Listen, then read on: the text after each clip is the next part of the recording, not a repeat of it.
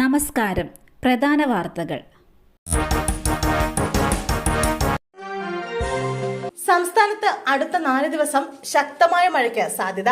കേരളത്തിൽ അടുത്ത 4 ദിവസം ഒറ്റപ്പെട്ട ഇടങ്ങളിൽ വേനൽ മഴയ്ക്ക് സാധ്യതയുണ്ടെന്ന് കേന്ദ്ര കാലാവസ്ഥാ വകുപ്പിന്റെ മുന്നറിയിപ്പ്. നാളെ 9 ജില്ലകളിൽ മഴ സാധ്യത പ്രവചിച്ചിട്ടുണ്ട്. ഏപ്രിൽ 2-ാം തീയതി വരെ എല്ലാ ജില്ലകളിലും നേരിയ മഴയ്ക്കും സാധ്യതയുണ്ട്. ബുധനാഴ്ച 3 ജില്ലകളിൽ യെല്ലോ അലർട്ട് പ്രഖ്യാപിച്ചു. പാലക്കാട്, മലപ്പുറം, വയനാട് എന്നീ ജില്ലകളിലാണ് യെല്ലോ അലർട്ട് പ്രഖ്യാപിച്ചിട്ടുള്ളത്. മോഹൻലാൽ ആരാധകരെ അസ്വസ്ഥരാക്കി. എമ്പുരാൻ കാണില്ലെന്ന് രാജീവ് ചന്ദ്രശേഖർ. മോഹൻലാൽ പൃഥ്വിരാജ് ചിത്രം എമ്പുരാൻ കാണില്ലെന്ന് BJP സംസ്ഥാന അധ്യക്ഷൻ രാജീവ് ചന്ദ്രശേഖർ.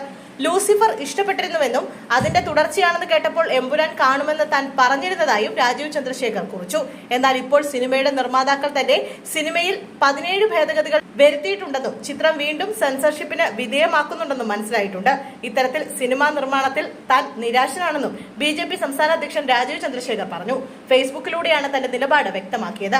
മോഹൻലാൽ ആരാധകരെയും മറ്റു പ്രേക്ഷകരെയും അസ്വസ്ഥരാക്കുന്ന വിഷയങ്ങൾ സിനിമയിലുണ്ടെന്ന് തനിക്ക് മനസ്സിലായി. സത്യം വളച്ചൊടിച്ച് ഒരു കഥ കെട്ടിപ്പടുക്കാൻ ശ്രമിക്കുന്ന ഏതൊരു സിനിമയും പരാജയപ്പെടുക തന്നെ ചെയ്യുമെന്നും BJP സംസ്ഥാന അധ്യക്ഷൻ കൂട്ടിച്ചേർത്തു. കൊച്ചിയിൽ പോലീസിന്റെ വൻ രാസലഹരി വേട്ട. 1/2 കിലോ MDMA-യുമായി യുവാവിനെ പിടികൂടി. എളമക്കര സ്വദേശി മുഹമ്മദ് നിഷാദാണ് ഡാൻസ് സംഘത്തിന്റെ പിടിയിലായത്. ഇയാളുടെ വീട്ടിൽ നിന്നാണ് ലഹരി മരുന്ന് കണ്ടെത്തിയത്. കൊച്ചിയിലെ രാസലഹരി വിതരണക്കാരിലെ പ്രധാനിയാണ് നിഷാദെന്ന് പോലീസ് പറയുന്നു. കുറച്ചു നാളായി ഇയാളെ പോലീസ് നിരീക്ഷിച്ചു വരികയായിരുന്നു. തുടർന്ന് വീട്ടിൽ നടത്തിയ പരിശോധനയ്ക്കിടയിലാണ് വലിയ അളവിൽ ലഹരി കണ്ടെടുത്തത്. നീർച്ചാലിൽ മൃതദേഹം കണ്ടെത്തി. ദുരൂഹത. വീണ്ടശ്ശേരി സ്വദേശി സ്രാമ്പിക്കൽ ഷാജിയുടെ മൃതദേഹമാണ് കണ്ണാറയിലെ നീർച്ചാലയിൽ കണ്ടെത്തിയത്. ഷോക്കേറ്റാണോ മരണം സംഭവിച്ചതെന്നാണ് പോലീസ് സംശയിക്കുന്നത്. മൃതദേഹത്തിന്റെ അരികിൽ നിന്ന് ഇലക്ട്രിക് വയറുകൾ കണ്ടെത്തിയിട്ടുണ്ട്. മൃതദേഹം ആശുപത്രിയിലേക്ക് മാറ്റി. സംഭവത്തിൽ ദുരൂഹതയുണ്ട്. പീച്ചി പോലീസ് അന്വേഷണം തുടങ്ങി. IB ഉദ്യോഗസ്ഥരുടെ മരണം.